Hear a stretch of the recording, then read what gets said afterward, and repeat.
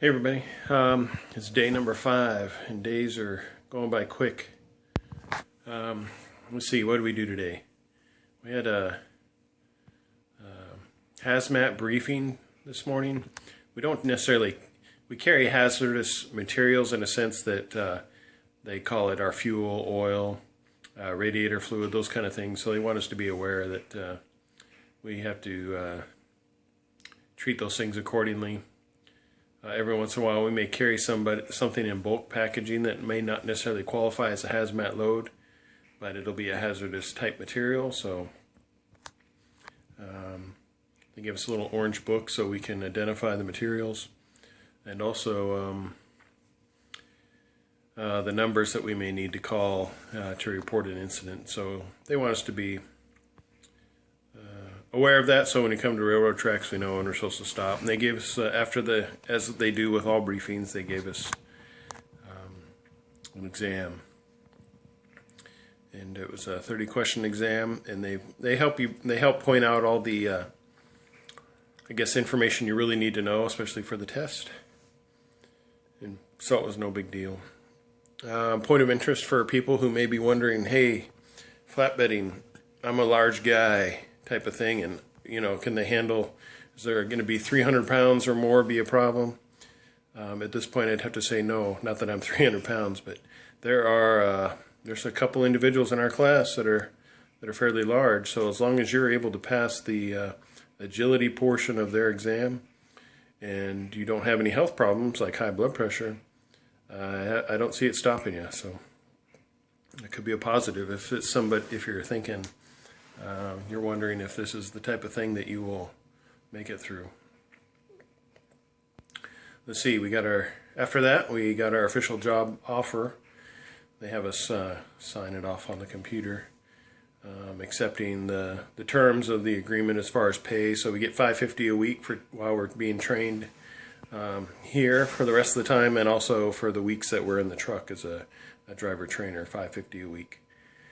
And after that point, flatbedding, let's see, regional Midwest, I'd be making 33 cents a mile plus my 2-cent incentive automatic, which is an automatic thing. That'll be 35 cents a mile for the first 3 months. Then it goes up to 36 cents a mile, and I also hit the regular pay for performance scale. So if I'm hitting the max, which most of these people do, and they say as long as you're doing your job, doing everything right, and you're proficient at it, you'll easily get the extra 6 cents a mile on everything you're doing. So let's see. So it pushes me right, in 3 months I'll be at 42 cents a mile. Driving really nice trucks. The rest of the afternoon we spent hands-on training. We transferred to a different department, different classroom, different instructors. We went from orientation to actual hands-on training. They taught us about coil loading today, side loading, what they call eye to the side, and how to, it's very much like the Air Force. If you don't know this, I've been in the Air Force for 20 years. Technically I'm still active duty. I retire on the 1st of December, which is in about 2.5 weeks. I'm just on leave right now. Anyway, in the military, I was, for my last 10 years, I did what they call air medical evacuation. And I had to be trained and qualified on multiple aircraft, from C-130, C-17s, KC-135, C-21s. We had to be qualified and certified to be able to set up all the equipment that needed to transfer patients, because I'm a medic. That's what I did for the last 10 years, is move patients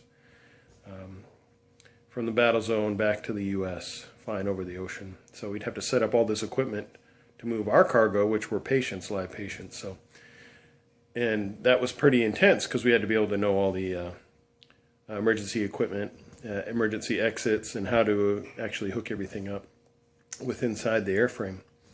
And the only reason I mention this is because this training that I'm receiving right now kind of reminds me of that, because they'll give you a PowerPoint presentation.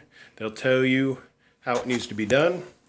Then they'll also show you hands-on. They'll take you out to what they call the barn, and they'll show you how to, on this eye to the side coil, how to actually configure it correctly with what materials, and then they have you do it. And then they'll show you your problems and they'll have you redo it so you get to practice and practice and practice. And then at the end of all this, there's going to be an evaluation for the different things that we're learning. The thing I like about this is, one, they're making sure you're proficient. If you feel at the end of this time that you need more training, they will allow you to take more. If you want to extend your training, you can do that.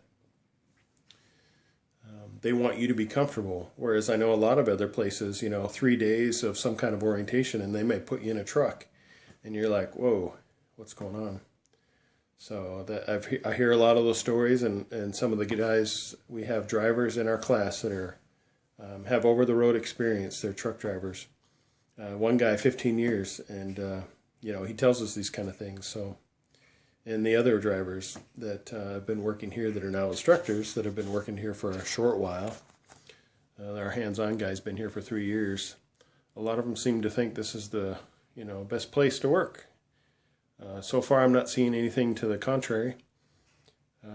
Again, this is just my opinions that I'm sharing and the experiences I've had here at Maverick Training, Orientation, and Hands-On Training. Please like and subscribe the video. Leave a comment if you care to. If you subscribe, if you go to my YouTube page, you can do your settings to where you will get follow-up videos. So you'll be emailed when I make a new one, so you can keep up with these videos I'm making on my experience at Maverick Orientation and Training. And again, this is day 5. We'll see how day 6 goes, because it's we get to do a lot more hands-on, which is good because we get out of the classroom area and back. And the thing they also have here is for their hands-on training, it's like today, there was snow on the ground. It was 32 degrees when we got out here at Little Rock. There was snow covering the trucks and the trailers. And the good thing is the facility they have, it's all in a giant, I guess you'd call it a garage, but it's well lit. I mean, it's a brand new facility. And they have like 8 to 12 flatbed trailers in the back with all the gear you need to secure your load. So you're protected from the elements. You're not sitting here outside doing this. So anyway, that's the up-to-date progress that we've made so far. I'll let you know how day 6 goes tomorrow. Take care.